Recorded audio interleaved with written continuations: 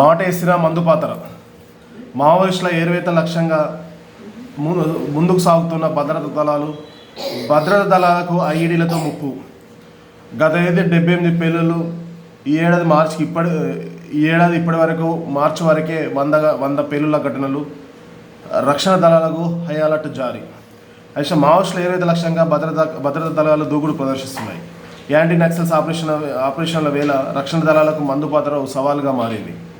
ఇటీవల కాలం ఛత్తీస్గఢ్, జార్ఖండ్లో ఐఈడీ పేలులు స్వాధీనం ఘటనలు పెరిగాయి.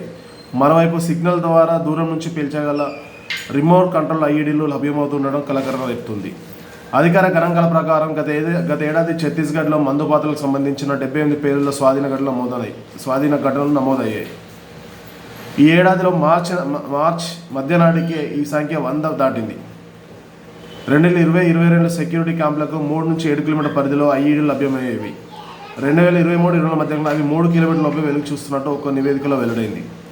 2020-21తో పోలిస్తే 2022-24లో ఈ తరహా ఘటనలు 25% పెరిగాయని ఒక అధ్యయనంలో తేలింది.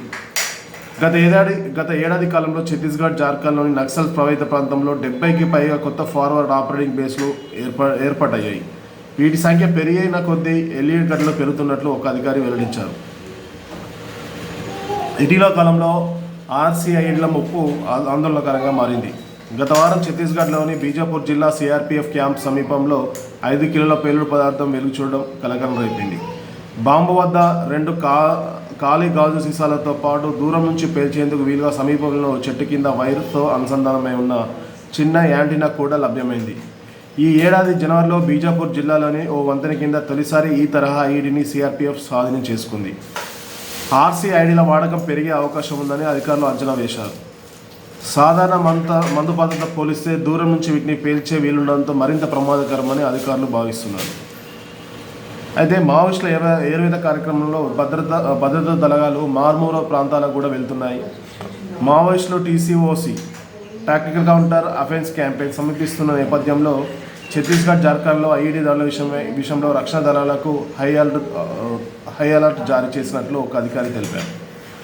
వేసవి కాలంలో అడవి పరిస్థితులను అనుకూలంగా మలుచుకొని భద్రతా దళాలపై దాడులు చేసేందుకు మావోయిస్టు టీసీఓసీ చేపడతారు.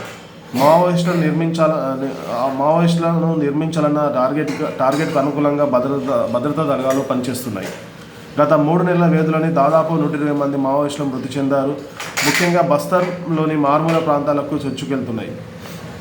కొత్త క్యాంపులు ఏర్పాటు చేస్తున్నాయి. మరోవైపు ఆయుధాల కొరతతో మావోయిస్టులు ప్రత్యక్ష దాడులకు కూడా వెనుకంజ వేస్తున్నారు. బలగాలకు భారీ నష్టం చేకూర్చే లక్ష్యంతో మందుపాత్రల మార్గాన్ని ఎంచుకున్నట్టు ఒక అధికారి తెలిపారు. అయితే ఎప్పుడైతే భద్రతా దళాలు మావోయిస్టుల ఏరువేత లక్ష్యంగా మారుమూల ప్రాంతాలకు కూడా ఈ భద్రతా దళాలు వెళ్తున్నాయి. ఇది వెళ్ళే క్రమంలో మావోయిస్టుల దగ్గర ఆల్రెడీ వెపన్స్ అండ్ బుల్లెట్స్, ఇతర భద్రతా సామాగ్రి, బీజేఎంలు, లాంచర్స్ ఇవన్నీ నిల్వలు తగ్గాయనేసి ఒక పోలీసు అధికారి తెలిపారు. దీంతో వారు దూరం నుంచి కూడా పేల్చేగల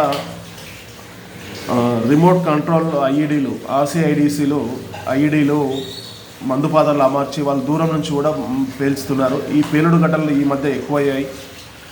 దీంతో భద్రతా దళాలకు ఇది ఒక సవాలుగా మారింది. అయితే రానున్న రోజుల్లో ఇది మరింత పెరిగే అవకాశం ఉన్నట్టు ఒక పోలీస్ అధికారి తెలిపారు. అయితే ఈ ఎండాకాలంలో కూడా వీటిని మావోయిస్టులు మలుచుకొని భద్రతా దళాలను ముప్పు పెట్టే అవకాశం ఉన్నది. సో దీనికి అనుకూలంగానే ఉన్నతాధికారులు భద్రతా దళాలకు ఒక నోటీసులు జారీ చేశారు. హై సెక్యూరిటీ నోటీసులు జారీ చేశారు. అప్రమత్తంగా ఉండండి కోంబింగ్ వెళ్ళినప్పుడు అనేసి తెలియజేయడం జరిగింది.